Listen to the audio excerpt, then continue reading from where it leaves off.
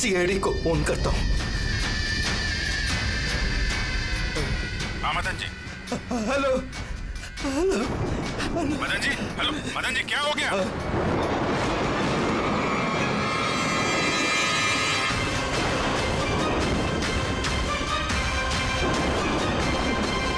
नहीं नहीं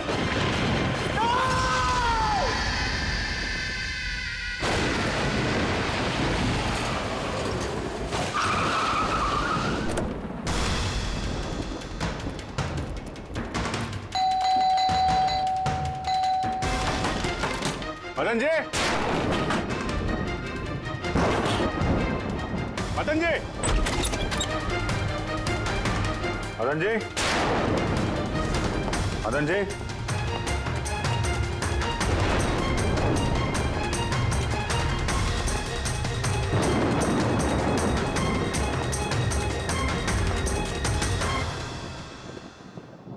दे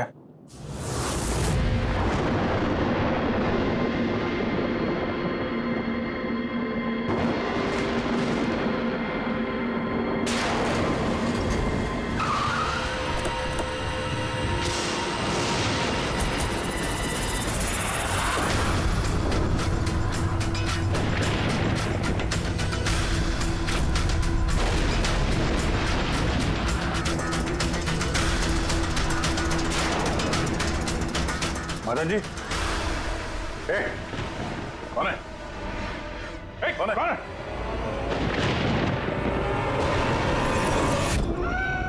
ये क्या?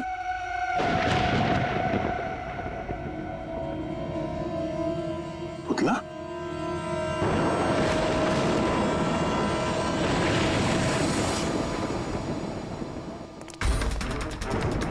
अभिजीत? सर, आने में देर हो गई।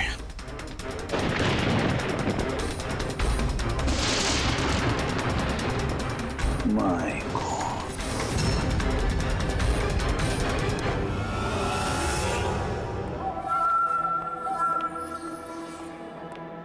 ये लीजिए। आराम से, आराम से।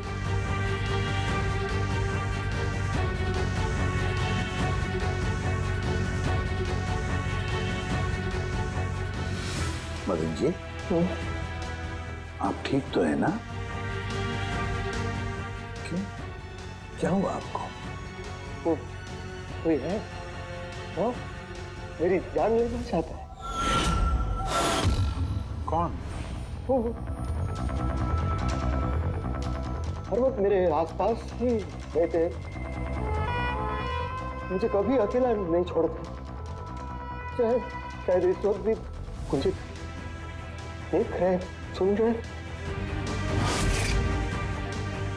देखिए मदन जी, घबराइए मत, आपको कुछ नहीं होगा, हम लोग हैं ना। मदन जी, आप किसकी बात कर रहे हैं? कौन कौन आपके पीछे पड़ा हुआ है? पुतले, कठपुतली है। कठपुतली है? हाँ, नहीं मतलब वो टाइप की नहीं, मतलब जो बेजान हो, किसी के इशारे पे नाचे। ये कठपुतलियां बातें करती, मदन जी, बोलती है, खुद चलती फिरती।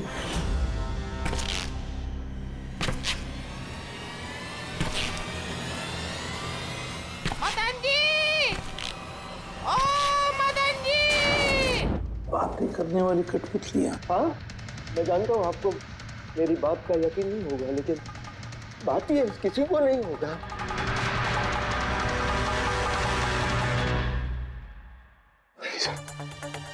आपने ऐसी कठपुतलियों के बारे में सुना है? नहीं। जानते हैं कुछ दिन पहले मेरे साथ क्या हुआ था? उस दिन मेरा बर्थडे था। घर की बेल बजी, मुझे लगा मेरे दोस्त मुझे मिलने आए हैं।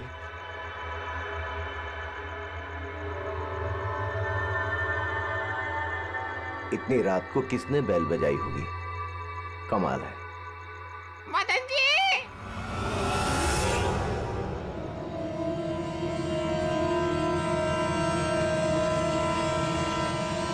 कौन? दिखाई नहीं दे रहा, मैं हूँ।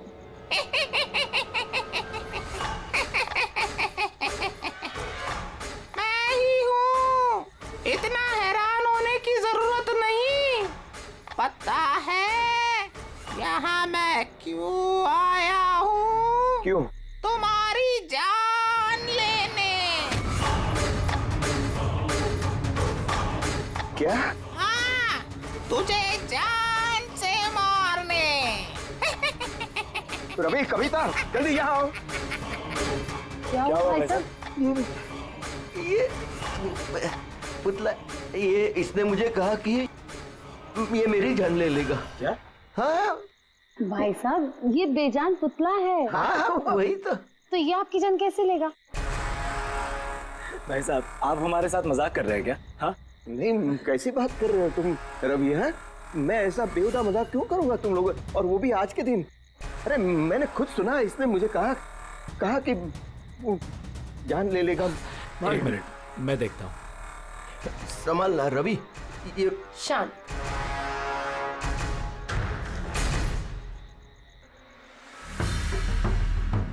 तो भाई साहब, लगता है शायद आपके साथ किसी ने मजाक किया है। इस लकड़ी के पुतले के अंदर किसी ने शायद स्पीकर फिट किया होगा। चेक करो, कहीं स्पीकर होगा।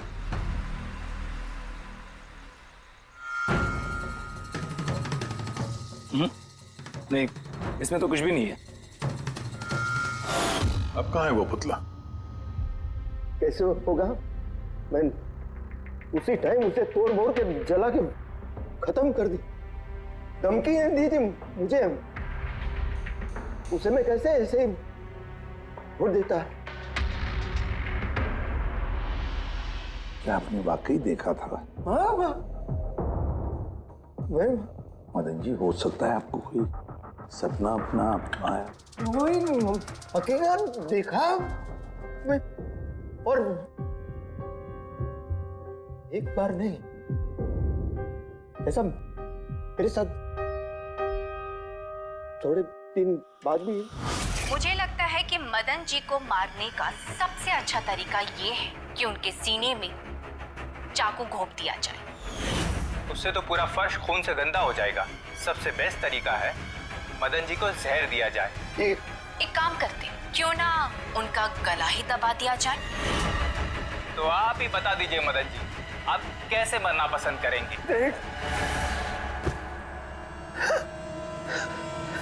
मदन जी,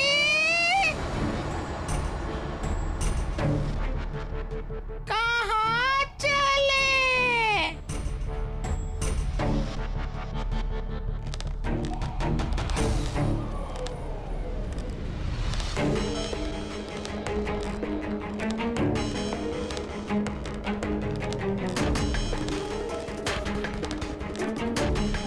तो बताओ मदन जी,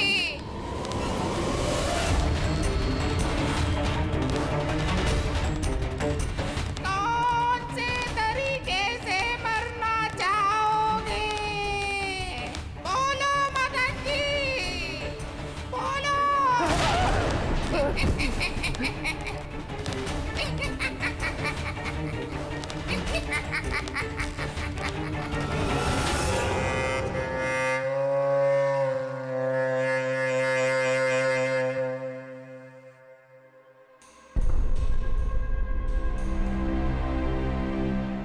वाकई मदन जी की जान को वाकई खतरा था। सही कह रहे थे, कोई वहम नहीं था। सर मतलब ये मदन जी का खून इस कठपुतली ने किया? क्या बकवास कर रहे हो यार? कठपुतली खून थोड़ी ना कर सकती है। तो फिर खून किसने किया होगा?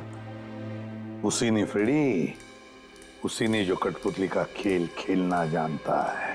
तो जब हम लोग यहाँ पर आए तब कठपुतली के हाथ में ये चाकू था। सारे सबूत तो इसी की तरफ इशारा कर रहे हैं। खून इसी ने किया है। भैया भैया प्लीज प्लीज, ये भैया को। सर इस पुतले ने खुद नहीं किया। एक मिनट, आप लोग कौन हैं? सर मैं कविता हूँ, इनकी पत्नी, और ये मदन भैया है, इनके बड़े भाई, ये रवि है। तो आप लोग अब तक क्या कर रहे थे? कहाँ थे आप? सर आज हमारी मैरिज एनिवर्सरी है, इसलिए हम बाहर डिनर के लिए गए थे। हमने मदन भैया को भी कहा था साथ में आने के लिए, लेकिन उन्होंने मना कर दिया। और ये सब आप कह रही थी कि मदन जी का खून इस पुतले ने नहीं किया? हाँ सर, इस पुतले ने खून नहीं किया। आप जानती हैं खूनी को? मुझे पूरा यकीन है इनका खून शार्दुल ने किया है। वो इनसे बदला लेना चाहता था। ये शार्दुल है कौन? किस बात का बदला लेना चाहता था? शार्दुल एक पेंटाकोलिस्ट और वॉइस ओवर आर्टिस्ट था। मदन भैया और रवि के बड़े भैया अंकुश भैया के बचपन का दोस्त। अंकुश भैया को शार्दुल से बचपन से ही बहुत लगाव था।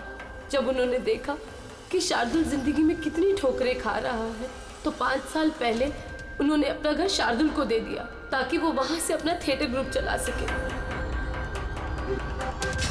हालांकि वो लोग कभी अंकुश भैया को किराए के पैसे नहीं दे पाए, मगर अंकुश भैया को इस बात से कभी कोई तकलीफ नहीं हुई, क्योंकि वो जानते थे कि इस कला में इतने पैसे नहीं हैं। शार्दुल और उनके स्टूडेंट्स अंकुश भैया के घर से ही अपनी पेंटाकोलिस्ट की प्रैक्टिस किया करते थे। कठपुतलियों से बातें करवाने की इस कला का घंटों बैठकर रियाज किया करते थे। तो एक चीज तुम लोग अच्छे से समझ जाओ, वेंट्रिलोक्विज्म की कला आसान नहीं है, लेकिन ये इतना भी मुश्किल नहीं है। इस कला को करने की तकनीक इसके नाम में छिपी है। वेंट्रिलोक्विज्म एक लैटिन शब्द है जिसमें वेंटर का मतलब पेट और लोक्वी मतलब बोलना, और वेंट्रिलोक्विज्म मतलब पेट से बोलना। जैसे हेलो गौरव, कैसे हो तुम? फिर एक दिन अंकुश भैया गुजर गए और सब कुछ बदल गया।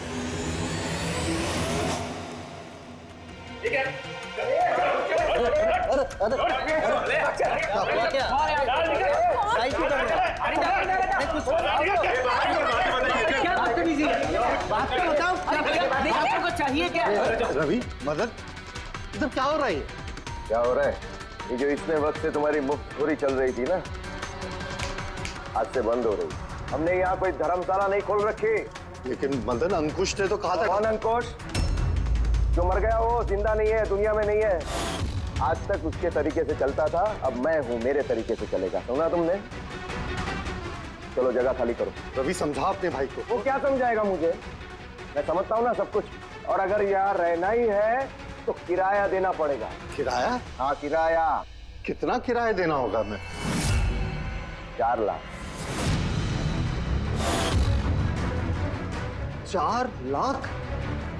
मगर 4 लाख तो हमारे पास नहीं है। नहीं है तो खाली करो, वरना पुलिस को बुला के तुम सबको जेल में भिजवा दूंगा। वहां पर रहने का कोई किराया भी नहीं देना पड़ेगा। मदन, हमें कुछ मोहलत दो।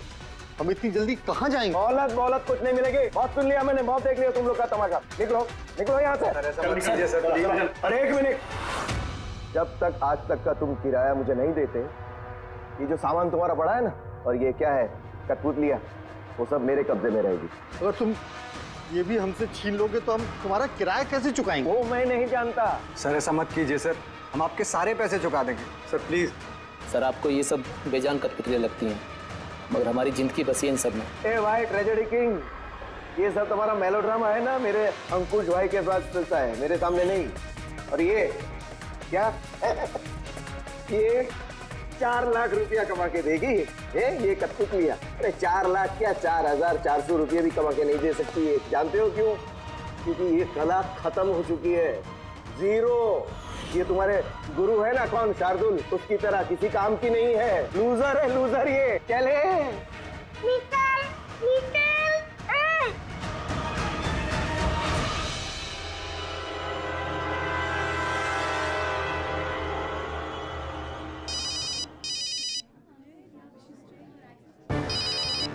ये भी ना। कौन है भैया? और कौन, शार्दुल। बार बार मुझे इस तरह फोन करके धमकियां देता है। मैं देखता हूँ। मैं आ रहा हूँ तुझे मारने। अब तेरी जिंदगी कुछ ही दिन की मेहमान है। हेलो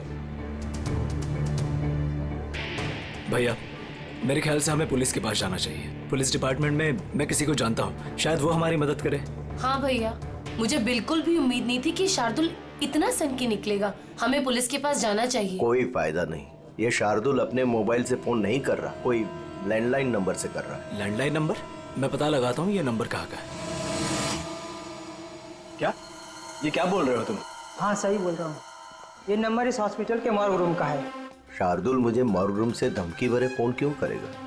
इस नंबर से इन लोगों को धमकी भरा कॉल आ रहा है। कल रात को भी आया, आज सुबह भी, लगातार 3 दिनों से आ रहा है। कौन कर रहा है ये कॉल? सर, इस फोन से किसी को भी फोन करने की इजाजत नहीं है। मैं सारा दिन यहीं पे रहता हूँ, इस फोन से किसी ने भी कोई कॉल नहीं किया। तो फिर तुमने किया होगा फोन? साहब, मैं क्यों फोन करूंगा? मैं तो आप लोगों को जानता भी नहीं हूँ। हाँ, तो हो सकता है तुमने शार्दुल के कहने पे किया हो। क्या नाम दिया आपने? शार्दुल। शार्दुल?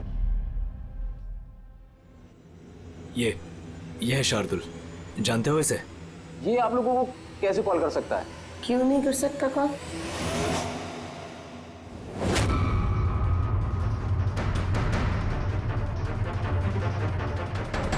ये कैसे हो गया? शार्दुल, 3 दिन पहले इनकी मौत हो चुकी है, तो फिर ये फोन कैसे कर सकते हैं? पर इनकी मौत हुई कैसे? इन्होंने शराब पी रखी थी, एक कार इनको उड़ा के चली गई, मौके पे इनकी मौत हो गई। अगर ये यहाँ मरा पड़ा है तो मुझे धमकी भरे फोन कौन करता था?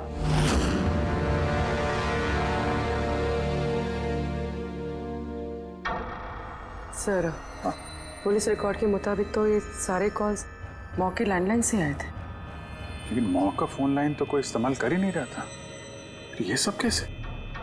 पूर्वी, अच्छी तरह से चेक करो, देखो चक्कर क्या है, मामला गड़बड़ है।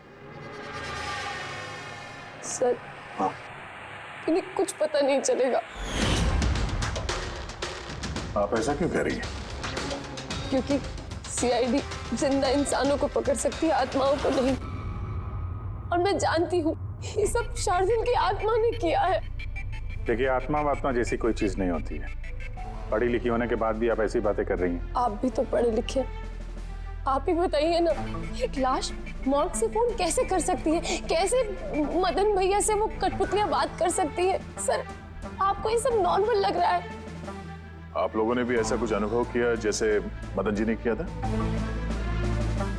जी सर। नहीं, हट जाओ, आज मैं तुम्हें छोड़ूंगा नहीं। बहुत परेशान किया है तुम लोगों ने मुझे, मार डालूंगा मैं, आज तुमको छोड़ूगा नहीं। भैया, हट जाओ। नहीं भैया, क्या हुआ? क्या बताना? अरे लेकिन ये क्या कर रहे हैं भैया? भैया, कठपुतलियां हैं, दूर रहना। कठपुतलियां? हाँ, मारने आई है मुझे, मैंने कहा था ना। भैया, एक बात तो सुनिए। क्या कर रहे हैं आप? रवि, ये आवाज ऊपर से आ रही है। हाँ, लेकिन ऊपर तो कुछ भी नहीं है, बस स्टोर रूम है और एक बंद पड़ा हुआ कमरा है। Store room? हाँ, उस स्टोर रूम में तो मैंने सारी कठपुतलियां बड़े से बक्से में ताला लगा के बंद करके रखी है। कठपुतलियां? क्या वो सारी बाहर आ गई? कैसे? क्या?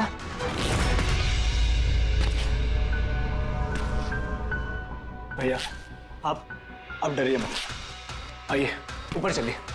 रवि, लेकिन चलिए आराम से, संभल के।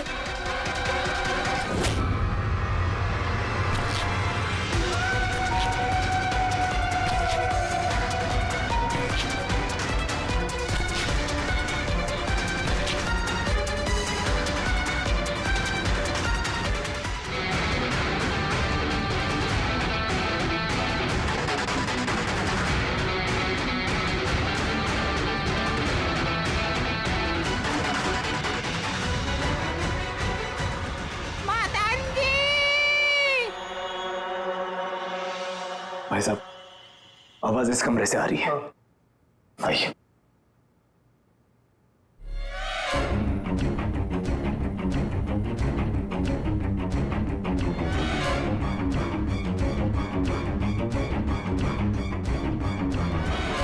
मदन जी,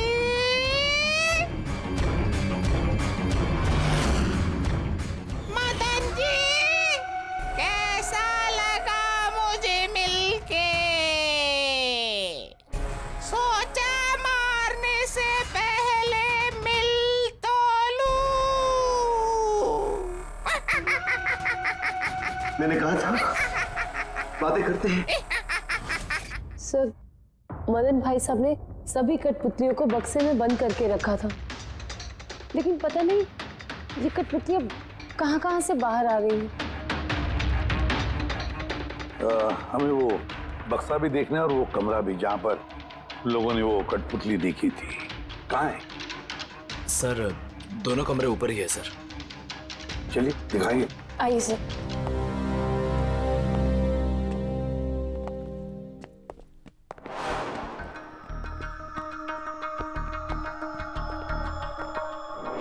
सर, पैरों की आवाज हमने कॉरिडोर में सुनी थी और वो पुतला हमने यहाँ इस जगह पर देखा था सर।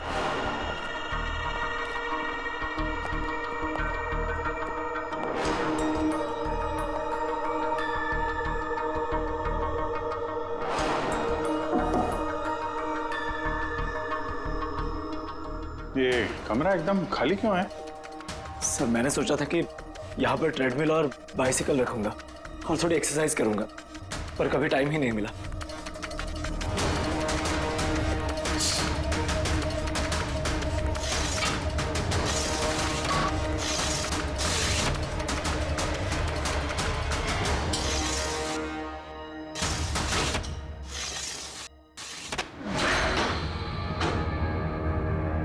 सर, ये तो बंद ही नहीं हो रहा।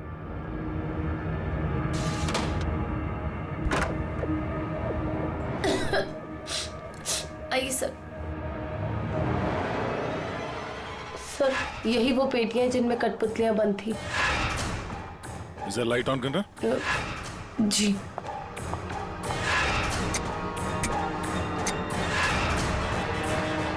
सर, ये कमरा बहुत दिन से बंद है तो शायद बल्ब खराब हो गया।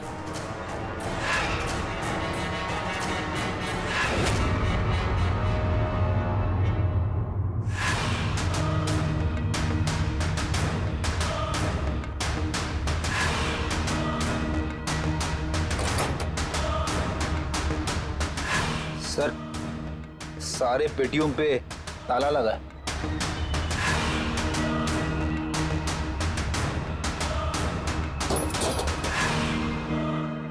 मगर ये ताले मजबूत नहीं है, कोई भी इसे आसानी से खोल सकता है।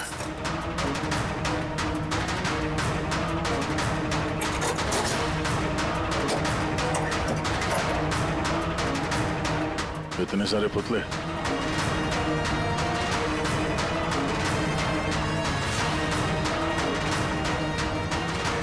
देखे जरा, इसमें कोई मैकेनिज्म फिट तो नहीं है। सर, मैं आपसे बोल तो रही हूँ, ये बात नहीं करते हैं। जरूर इसमें शार्दुल की आत्मा आकर बात करती है। अंदर कोई मैकेनिज्म या कोई स्पीकर तो है नहीं जिससे आवाज आ सके। सर, वाकई में ये सच बोल रही है। ना तो कोई मैकेनिज्म है और ना ही कोई स्पीकर, तो फिर ये कठपुतलियां बोल कैसे सकती है?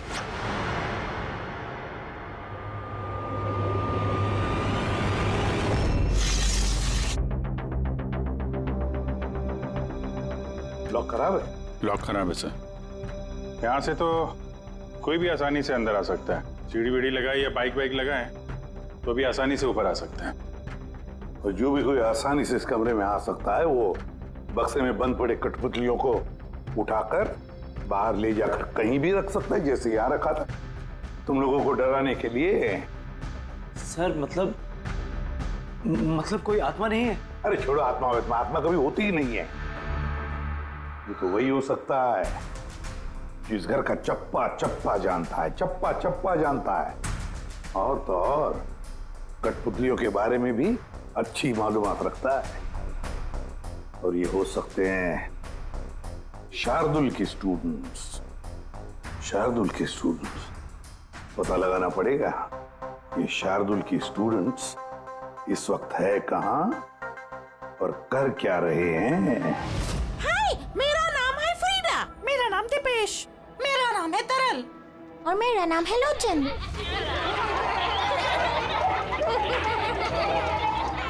आज मैं आप सबको एक बहुत ही अच्छी कहानी सुनाने वाली हूँ। नहीं, हमेशा तुम ही क्यों सुनाओगी कहानी? अरे, तो इसमें अर्जी क्या है? हाँ, फ्रीडा, तुम्हें हमेशा सबसे अच्छा रोल चाहिए होता है। हाँ दीपेश, तुमने बिल्कुल सही कहा। मेहनत हम करते हैं और फेमस तुम होती हो। तुम्हारी कठपुतली का भी यही कहना है। सर, समझ में नहीं आ रहा सर, ये कठपुतली बात कैसे कर रही है? अरे पंकज, एक कला है आवाज बदलने की कला। इसे कहते हैं वेंट्रिकुलिज्म। बिल्कुल, बात तो यही लोग कर रहे हैं, लेकिन लगता है कि ये आवाज कठपुतली के मुंह से निकल रही है। मगर सर, ये लोग कहाँ बात कर रहे हैं? देखिए ना, इनके तो मुंह भी नहीं चल रहे। देखो, मैं कह रहा हूँ मैं सबसे बेस्ट हूँ। यही तो कला है पंकज, बिना मुंह खोले इतनी साफ आवाज में बात करना। आवाज यहाँ पेट से निकलती है। वो आत्मा भी इसी कला की पैदाइश थी।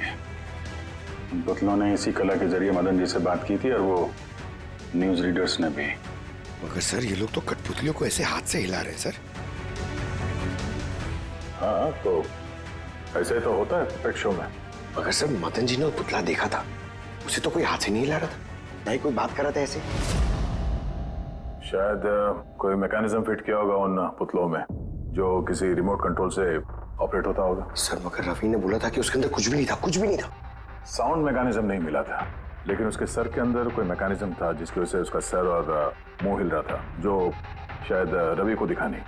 सी कठपुतलियां बनाना शार्दुल या उसके किसी स्टूडेंट का ही काम हो सकता है, जो मदन जी के घर का चप्पा चप्पा अच्छी तरह से जानता है। इन्हें पता होगा उस खिड़की के बारे में जिसका लाश टूटा हुआ था। घर में घुस के जगह जगह कठपुतलियां लगाना और उनसे बातें करवाना तो इनके बायत का खेल है। मगर सर, मॉर्ग से इन लोगों ने कॉल कैसे किया? सर,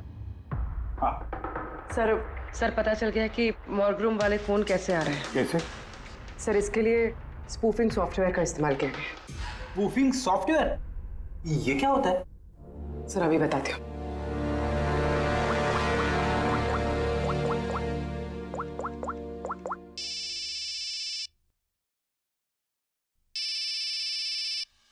अरे यार, मेरी वाइफ को भी अभी फोन करना था। सर, मैं बिजली का बिल भरना फिर से भूल गया हूँ। शायद बिजली कट गई होगी। डांटने के लिए मुझे फोन किया होगा। फोन उठाऊं क्या? ले लो, जाओ जल्दी बात करो। हेलो, हाँ, मैं घर आने से पहले बिजली का बिल भर दूंगा। क्या फ्रेडी सर, इस बार बिजली कट ही जाएगी। अरे पूर्वी, तुमने फोन किया? मगर ये तो मेरी वाइफ का फोन नंबर है। पूर्वी, ये कैसे किया? सर, ये तो स्पूफिंग सॉफ्टवेयर का कमाल है। फोन कहीं से भी करो, नंबर वही दिखाओ जो आप चाहते हो। ये सॉफ्टवेयर तुम्हें मिला कहाँ से? सर, साइबर यूनिट से लिया है। सर, इसकी मदद से सिर्फ नंबर ही नहीं, बल्कि इंसान अपनी लोकेशन भी गलत बता सकता है। अरे बाप रे सर, ये तो बड़ा खतरनाक सॉफ्टवेयर है। हाँ, खूनी ने मॉर्ग का नंबर इसलिए चुना ताकि हमें लगे कि ये सारा चक्कर शार्दुल की आत्मा का है। शार्दुल की आत्मा का। अच्छा बच्चों, आप लोगों को मिलके बहुत मजा आया। अगली बार फिर मिलेंगे। बाय। संभाल के बच्चे, संभाल के। Bye bye bye. जी कहिए, क्या मैं आपकी मदद कर सकता हूँ? जी हाँ, आप लोग मदद नहीं करेंगे तो और कौन करेगा। दरअसल हम ये जानना चाहते हैं कि मदन जी को डराने का प्लान आप में से किसका था? हम लोग कुछ समझे नहीं। अच्छा, तुम लोग भी नहीं समझे? हाँ? नहीं सर। अभी नहीं समझा? मैं निर्दोष बहुत हंसी आ रही है। हाँ, एक आदमी की जान चली गई, तुम सबको बहुत हंसी आ रही है। जान? किसकी जान? मदन जी की।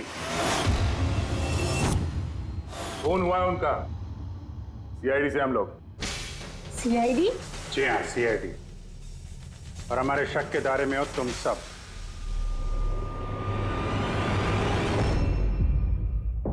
कल तुम लोग कहाँ थे? मैं कल अपने दोस्त सलोनी के घर पे था सर। आप उसके घर वालों से पूछ सकते हैं। और तुम कहाँ थे? सर हम, मेरा मतलब लोचन और मैं एक शो के लिए गए थे पुणे। आज सुबह ही लौटे हैं हम। पुणे? कैसे गए थे पुणे? रेडियो कैब से। आई हैव द इंफॉर्मेशन, आप चेक कर सकते हो। ये लीजिए। क्या हुआ? बहुत पसीने छूट रहे हैं तुमको? हाँ? तुम कहाँ थे कल रात? सर वो मैं बताता हूँ। तुम कल रात मदन के घर में थे या नहीं? हाँ था मैं वहां, लेकिन मैंने किसी को नहीं मारा। क्या करने गया था फिर वहां? हाँ? सर हम तो बस मदन को सबक सिखाना चाहते थे। जो कुछ उसने शार्दुल सर के साथ किया वो बहुत गलत किया। और हाँ, आज अगर शार्दुल सर हमारे बीच नहीं है तो वो सिर्फ एक इंसान के कारण, वो है मदन। उनके कारण ही उन्होंने दारू पीना चालू किया और वक्त से पहले गुजर गए। तो तुम लोगों ने सोचा खून के बदले खून? नहीं नहीं सर, हम बस डराना चाहते थे। गौरव का प्लान था ये। हाँ सर, गौरव ने कल रात मुझे फोन करके बुलाया था, तकरीबन 11:30-12 बजे के आसपास। लेकिन मैं थोड़ा लेट हो गया और 12:30 बजे पहुंचा।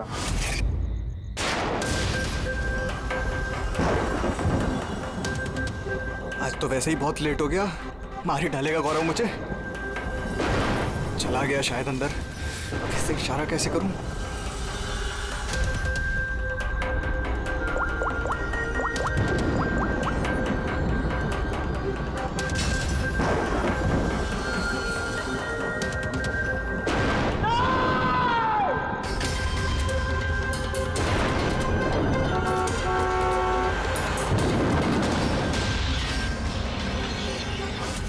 गड़बड़ तो हुई ना?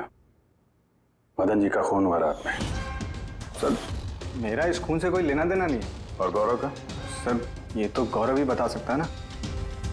ठीक है, बुलाओ गौरव को। कहाँ है वो? गौरव तो फिलहाल गोवा में। गोवा? गोवा किस लिए? सर ये पता नहीं। उसको बचाने की कोशिश मत करना, वरना खुद बच जाओगे, समझे? नहीं सर, ऐसी बात नहीं है। कल रात को जब मैंने उसे फोन किया तो उसका फोन बंद आ रहा था। आज सुबह उसका मैसेज आया मेरे पास। मैसेज? इधर सर कल रात कुछ ऐसा हुआ जो नहीं होना चाहिए था। मैं गोवा पहुंच गया हूँ कुछ दिन छुपने के लिए। लेकिन ये गोवा पहुंचा कब और कैसे? जब हम लोग क्राइम सीन पे पहुंचे तो वो वहां पे था नहीं। हाँ, अगर हम मान भी ले कि जब हम लोग वहां पर पहुंचे उससे ठीक पहले वो वहां से निकला था, तो वो गोवा कैसे पहुंच सकता है? खून हुआ रात के 1 बजे, उसके बाद हम लोग वहां पहुंचे और रात को कोई फ्लाइट तो है नहीं गोवा जाने वाली। सर अगर फ्लाइट से नहीं और बस से या फिर गाड़ी से गया हो तो? नहीं पंकज, ड्राइव करके गोवा पहुंचने में कम से कम 12 घंटे लगते हैं और ये मैसेज आया है सुबह 9 बजे। मतलब गोवा पहुंचने से पहले ही उसने मैसेज कर दिया कि वो गोवा पहुंच चुका है। पंकज जरा पता करो गौरव के मोबाइल की लास्ट लोकेशन क्या थी। नंबर देना गौरव का। ओके जी, thank you thank you. Sir Gaurav का आखिरी लोकेशन मदन जी का बंगलो ही था और कल रात 11:30 बजे उसका फोन बंद हुआ। 11:30? Hello, thank you sir. Gaurav Kumar नाम का कोई भी आदमी गोवा के किसी भी फ्लाइट में नहीं था, ना आज सुबह ना कल रात को। और तो और सर ये किसी भी एयरपोर्ट के सीसीटीवी फुटेज में भी दिखाई नहीं दिया। मतलब अपना शक सही निकला, गौरव यही है उसने या फिर किसी और ने उसके फोन से ये मैसेज भेजा है कि वो गोवा गया है।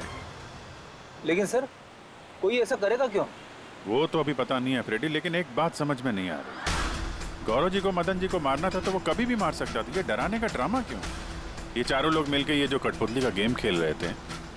और तो और जब उसने मदन जी को मारा तो इसके बारे में अपने दोस्तों को बताया भी नहीं। यहाँ पे कुछ पेच है। इसका एक ही मतलब है बॉस, या तो गौरव को हड़बड़ी में मदन जी को मारना पड़ा जब वो पकड़ा गया, या फिर गौरव नहीं, कोई और ही है। सर, अगर खूनी कोई और है तो फिर ये गौरव कहाँ है? हो सकता है खूनी ने गौरव को मार के उसे गायब कर दिया और हमारे सामने ऐसे सबूत डाल दिए जिससे हमें ये लगे कि वो हमसे छुप रहा है, गोवा में है। ये लॉक टूटा हुआ है। इसी खिड़की से गौरव और उसके साथी अंदर आते थे मदन जी को डराने के लिए। अगर ये गौरव कल रात यहाँ पे आया था और उसके बाद से गायब है तो हो सकता है उसके साथ जो कुछ भी हुआ यही हुआ।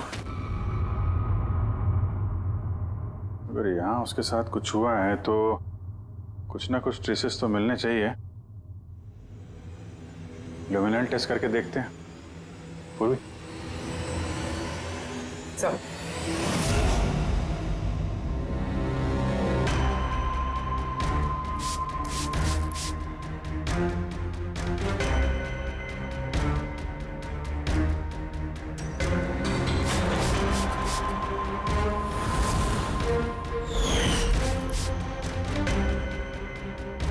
आपका शक सही था, यहाँ पर तो खून है।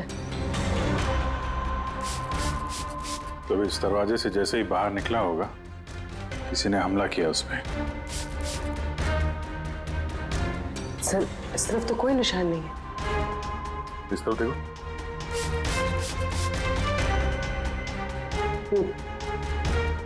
आगे देखो।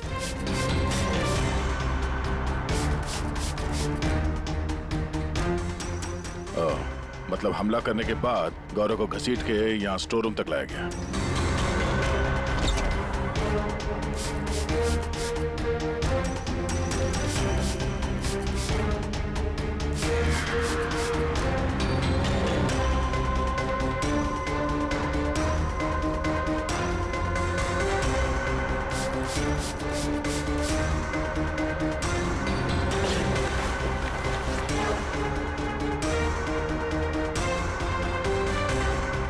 सर, खून की बूंदें तो यहाँ तक है, मतलब गौरव को यहीं पर।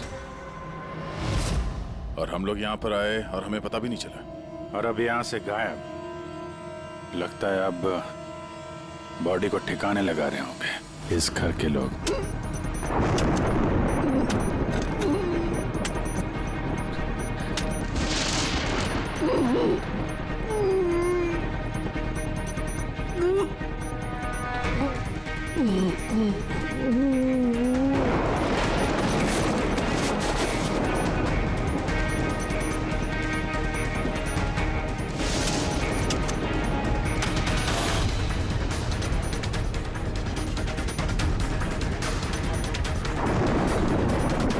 सीआईडी? अरे गोया लग जाएगी, भागेगा। हट।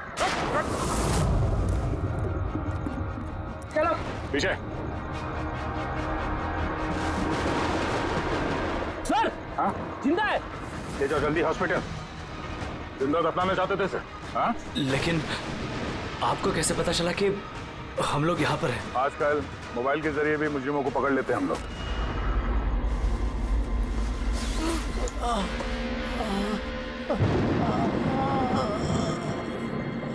चल मान लेके जाओ जल्दी। आजा।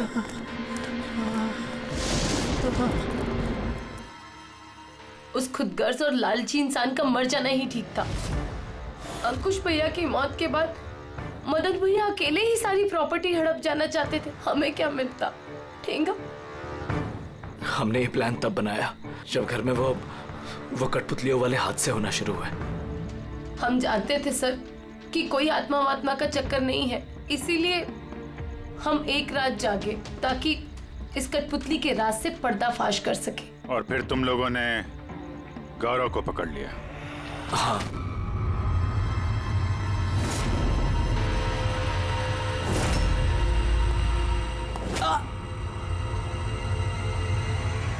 गौरव से सारा सच उगलवाने के बाद हमने सोचा कि उनके इस कठपुतलियों वाले खेल का फायदा उठाकर हम मदन भैया को मार सकते हैं। इसलिए गौरव पर हमला करके उसे बक्से में छुपा दिया और फिर मदन जी का खून करके हमें गुमराह करने की कोशिश की, ये दिखाना चाह के खून पुतले ने किया है। हाँ? हमें मालूम था कि सीआईडी कभी भी आत्मा की कहानी और कठपुतलियों के खेल पर विश्वास नहीं करेगी और आपका सीधा शक जाएगा शार्दुल के स्टूडेंट्स पर, खास करके गौरव पे। और हमें गुमराह करने के लिए तुमने वो गोवा वाला मैसेज भेज दिया। हाँ, हमने सोचा कि आप पूरी जिंदगी भर गौरव को यहाँ वहाँ ढूंढते रहेंगे और हम उसे मारकर यहाँ दफना देंगे। पैसों के चक्कर में तुमने अपने भाई की जान ले ली। क्या करोगे इन पैसों का? अब ये पैसे ना तो तुम्हें जेल की सलाखों के पीछे जाने से बचा सकते हैं और ना शायद फांसी के फंदे से।